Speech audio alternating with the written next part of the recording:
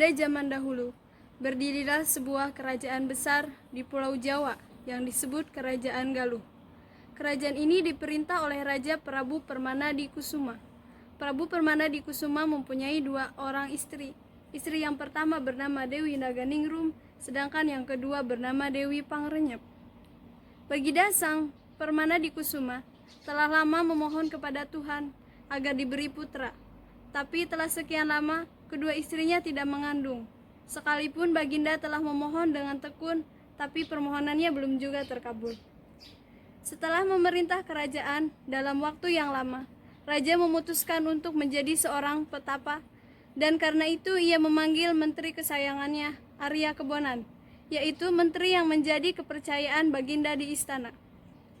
Pada suatu hari, datanglah Arya Kebonan ke istana untuk menghadap kepada sang Baginda.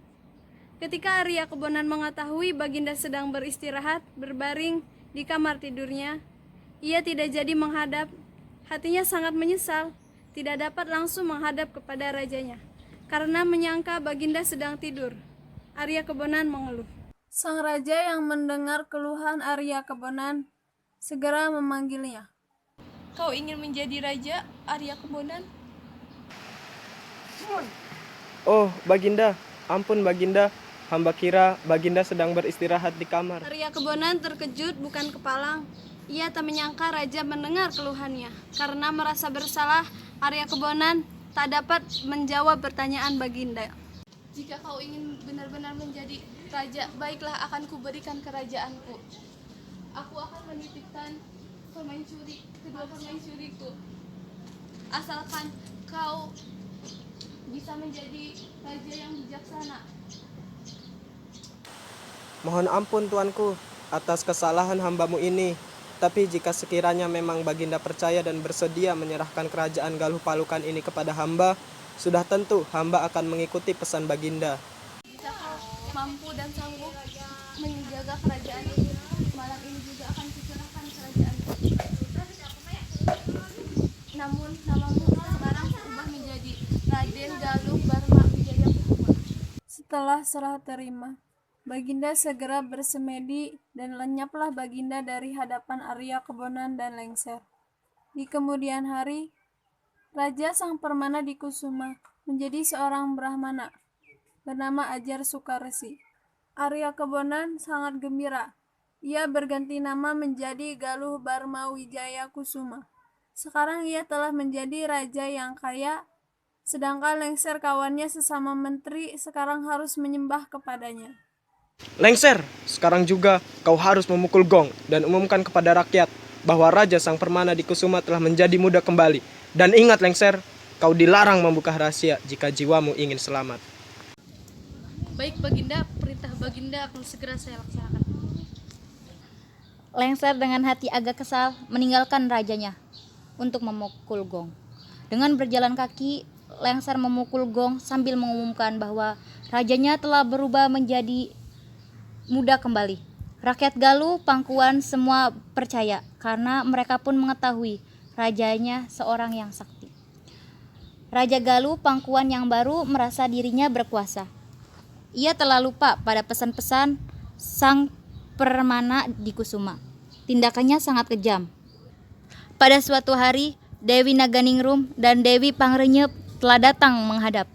Maksud kedatangan kedua permaisuri tersebut, Baginda akan menceritakan tentang impian mereka semalam. Ampun Baginda, tadi malam kami berdua bermimpi. Ternyata mimpi kami berdua sama. Iya Baginda, kami bermimpi kejatuhan bulan, dan bulan itu jatuh di pangkuan kami.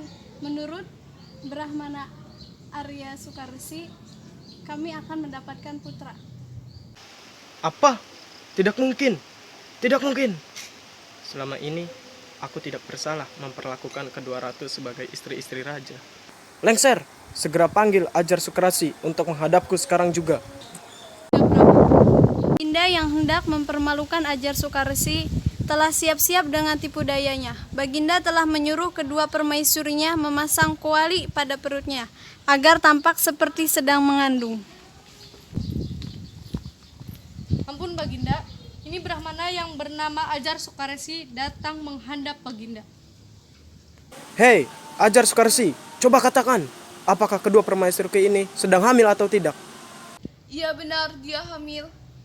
Coba katakan, laki-laki atau perempuan anak-anakku itu? Menurut penglihatannya saya yang bodoh, benar anak Anda semuanya laki-laki. Alangkah marahnya sang Baginda. Kuali yang diikatkan pada perut kedua istrinya segera diperlihatkan. Ajar Sukarsi diam saja. Rupanya kemarahan Baginda tidak sampai di situ.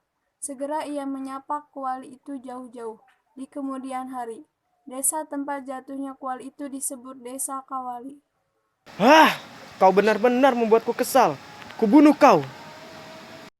Tiba-tiba, Baginda mencabut keris dan menikamnya kepada Ajar Sukarsi. Tapi ajaib kerisnya malah bengkok. Apakah raja berkehendak aku mati? Bila begitu, aku akan mati. Ki Ajar Sukarsi segera bersemedi. Tubuhnya segera jatuh ke lantai. Sedangkan nyawanya kembali ke Gunung Padang. Di kemudian hari, Ki Ajar Sukarsi akan menjadi ular naga bernama Nagawiru. Karena ular naga tersebut berwarna biru. Di keraton, sesuatu yang aneh terjadi. Apa yang dikatakan oleh Ajar Sukarsi ternyata benar-benar hamil setelah 9 bulan. Dewi Pangrenyep melahirkan seorang putra. Anak laki-laki ini oleh Baginda diberi nama Haryang Banga. Sedangkan Naganingrum belum melahirkan. Raja merasa heran karena sudah 10 bulan Naganingrum hamil, tapi belum ada tanda-tanda akan melahirkan. Pada suatu hari, Baginda datang ke tempat Naganingrum hendak menjenguk istrinya. Kenapa kau menangis, Dinda? Apa yang membuatmu bersedih hingga menangis seperti ini? Hamba sedih, Baginda. Setelah 10 bulan, bayi yang di dalam kandunganku belum juga melahirkan. Sedangkan Dewi Pangrenyep dia sudah melahirkan. Apakah ada yang salah denganku? Sabar ya, Dinda. Pada saatnya, bayi yang kau kandung akan lahir juga. Sebaiknya kita banyak berdoa pada Yang Maha Kuasa supaya dipermudah kelahiran bayi yang kau kandung itu. Setelah Baginda menghibur Dewi Naganingrum, tiba-tiba secara ajaib janin dalam kandungan Naganingrum yang belum lahir tersebut berbicara. Barmawijaya, engkau telah melupakan banyak janjimu.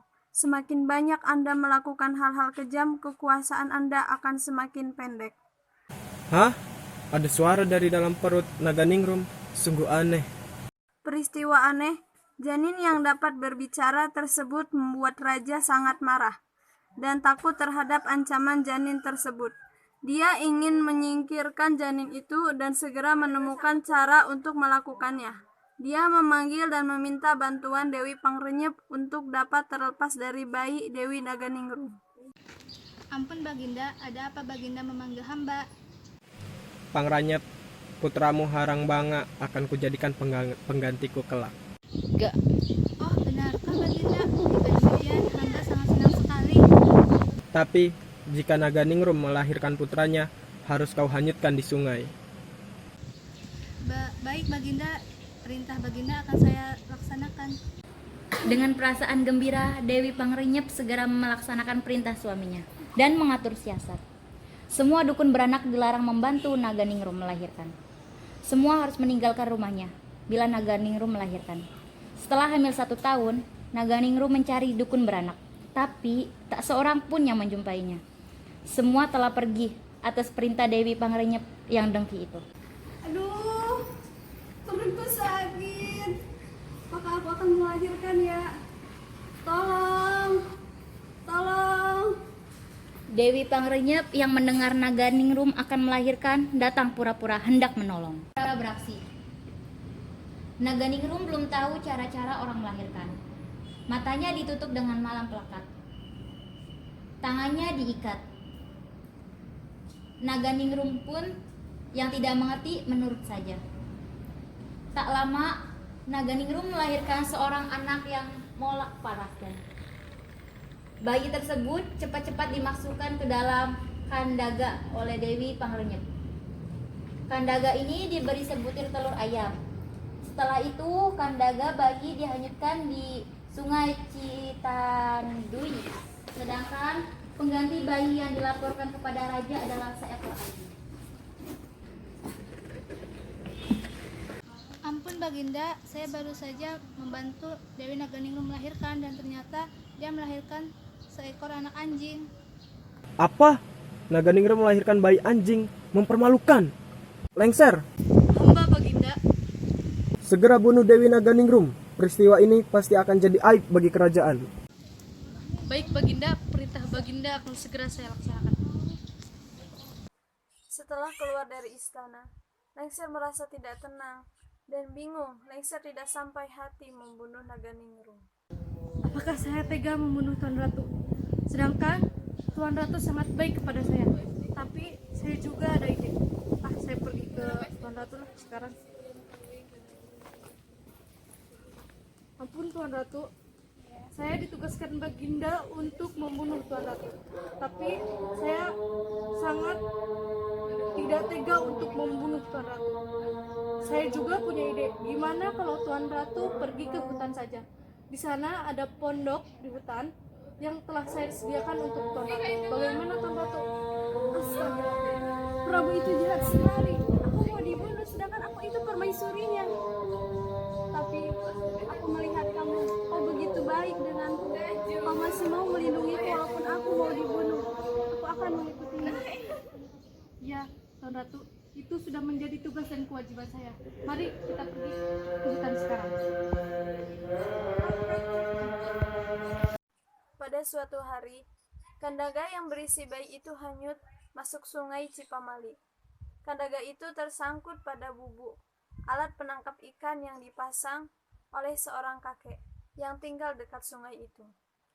Pagi-pagi sekali, kakek Balangan Terang dan nenek segera menuju ke bubuk. Mereka semalam nenek Balangan Terang telah bermimpi kejatuhan bulan. Menurut kepercayaan mereka, mimpi demikian berarti akan mendapatkan rezeki. Ketika keduanya tiba di tepi sungai, bubunya tersangkut sebuah kandaga. Dan ketika kandaga tersebut dibuka, mereka terkejut. Kayak lihat ada bayi di dalam kandaga, cakep sekali. Wah, ya Nek, bayinya cakep sekali. Ayo kita bawa pulang. Bawa itunya.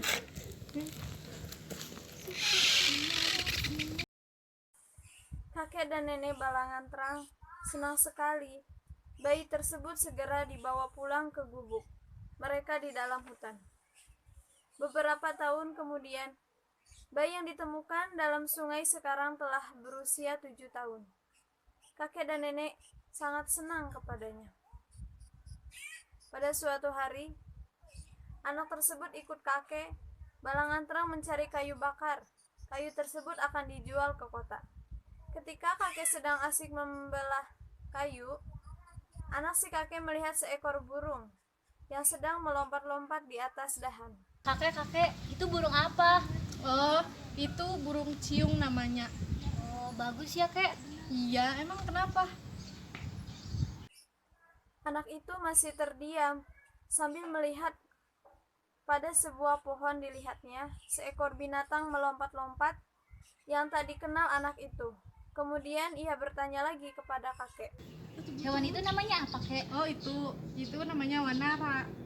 Oh, alangkah baiknya dua nama hewan tersebut dijadiin satu menjadi nama saya, Kek. Oh iya, bagus tahu. Jadi nama kamu sekarang namanya Ciung Wanara. Gimana? Setuju. Oke. Setelah mendapat kayu yang cukup banyak, pulanglah keduanya bersama-sama. Pada suatu hari, Ciwanara meminta seekor ayam adu kepada kakek Balangan Terang. Kakek. Apa? Aku mau ayam adu ya, Kek. Apa? Ayam madu? Kita kan gak punya ayam. Gimana ya? Kakek berpikir sejenak. Karena sangat menyesal tidak dapat memenuhi permintaan Ciung Wanara. Oh, begini saja, Nak. Ini ada telur ayam yang hanya kita miliki. Kok telur sih, Kek? Kan aku mintanya ayam. Oh, kan ini telur ayam. Telur yang dihayutkan bersama kamu bersama bayi saat bayi. Di sana di dalam kadaganya ada telur. Nah, untuk meneteskan telur ini, pergilah kamu ke Gunung Padang. Lalu di sanalah teteskanlah telur ini. Baik? Iya, Kek. Iya. Siap, Kek. saya akan melaksanakan nasihatnya. Oke, hati-hati di jalan. Nah. Dadah. Ciwanara sangat senang mendengar petunjuk kakek dan segera berangkat ke Gunung Padang mencari naga wiru. Setelah telur menetes dan menjadi seekor ayam jago, Ciwanara senang sekali. Hei anak-anak, jangan buat keributan di sini. Kalau misalkan Baginda tahu, kau akan dibunuhnya. Mana Baginda? Aku ingin menghadapnya. Saya Ciwanara. Baik, akan saya adukan kepada Baginda.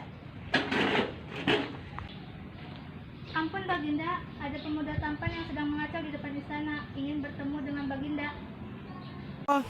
Berani-beraninya pemuda itu mengacau, membuat keributan di depan istanaku. Suruh dia datang menghadapku. Segera! Baik Baginda. Ini Baginda, pemuda tampan yang sedang mengacau di depan istana. Benar Baginda, saya ingin menghadap Baginda. Anak muda, siapa namamu dan dari mana asalmu? Ampun Baginda, perkenalkan nama saya Ciwanara. Saya putra dari kakek dan nenek Balagantra dari desa Geger, Sunten. Apa maksud kedatanganmu kemari? Maaf Prabu, hamba ingin bercerita. Hamba mempunyai ayam jago. Ayam jago tersebut mempunyai induk mengandung selama 1 tahun. Dan kandangnya di sebuah kandaga. Dan yang lebih anehnya lagi, telur tersebut pernah hanyut ke sungai. Baginda teringat pada naga ningrum yang mengandung selama 1 tahun. Sedangkan Dewi Pangrenyep sudah mengira bahwa yang sekarang berada di hadapannya adalah putra naga ningrum. Kedatangannya hendak membalas dendam. Jadi kau ingin mengadu ayam dengan ayam milikku? Ayam jagoku besar dan tidak pernah kalah. Ayamku kunamai si Jeluk. Ayammu pasti kalah. Apa taruhannya? Baik Raja, jika ayam hamba kalah, maka hamba ingin menyerahkan nyawa hamba kepada Raja. Tetapi jika ayam hamba yang menang, maka hamba ingin setengah dari kerajaan Galuh Pangkuan jatuh kepada hamba. Baiklah, aku setuju atas usulmu. Karena Raja Galuh Pakuan merasa yakin bahwa ayam jagonya akan menang, Baginda segera membawa ayamnya ke halaman dan diikuti oleh Ciwanara. Mulailah kedua ayam jantan itu dilepaskan untuk diadu. Terjadilah perkelahian yang seru antara ayam Ciwanara dengan milik Baginda. Ternyata kalah, mati seketika kena patok ayam Ciwanara. Baiklah, akan aku penuhi janjiku sesuai dengan perjanjian yang telah disetujui. Kuserahkan separuh wilayah kerajaan pada Ciwanara sebagai negara sebelah barat, sedangkan sebelah timur kuserahkan kepada Haryang Bangga putraku, dan masing-masing dari kalian kuberikan gelar Prabu. Pada suatu hari, Ciwanara yang telah membuat penjara besi untuk mengurung orang-orang jahat kemudian mengundang Prabu Barma Wijaya Kusuma dan Dewi Pangrenyep untuk memeriksa penjara yang baru dibangun. Lalu Ciwanara melaksanakan siasat untuk menghukum mereka. Setelah selesai menghukum Prabu Barma Wijaya dan Dewi Pangrenyep, dia kemudian memberitahu orang-orang di kerajaan tentang pembuatan jahat Barma dan Dewi Pangrenyep. Woro-woro, wahai rakyat kerajaan Galuh Pangkuan, bahwa raja kalian yang bernama Raden Dharma Wijaya dan Dewi Pangrenyep sekarang menjadi penghuni penjara istana. Hore! Apa? Ciwanara kan menjarakan ayah dan bundaku. Aku akan melawan Ciwanara. Aku akan mengadakan pemberontakan. Haryang Bangga sangat marah ketika mendengar ayah dan ibunya dipenjarakan. Terjadilah perkelahian yang seru antara Ciwanara dengan Haryang Bangga. Hai Ciu, aku akan melawanmu. Aku tidak rela ayah dan bunda kau siksa dalam penjara. Ayo kita bertanding. Sekarang aku akan menghancurkanmu. Baik, aku terima tantangan. Tak seorang pun yang mengalah. Perkelahian dilakukan terus-menerus, siang sampai malam. Tiba-tiba muncullah Raja Prabu Permana di Kusuma. didampingi oleh Ratu Dewi Naganingrum dan Uwa Batara Lengser. Setelah mendengar penjelasan ayahandanya, Ciungwanara segera menjemput kakek dan nenek Balangan Terang. Mereka semua hidup bahagia di dalam istananya, yang kemudian bernama Pakuan Pajajaran. Dan sejak itu pula, nama Sungai Pamali dikenal sebagai Cipamali dalam bahasa Sunda, atau Kali Pamali dalam bahasa Jawa. Pamali yang artinya tabu atau dilarang dalam bahasa Sunda dan Jawa. Hadiang Banga Ciungwanara, hentikan pertempuran ini. Pamali berperang sesama saudara. Ciungwanara di Galuh dan Hadiang Banga di timur Sungai Brebes, negara baru, dan semoga sungai ini menjadi batas dan mengubah namanya dari Sungai Brebes menjadi Sungai Pamali. Pamali untuk memerangi saudara sendiri.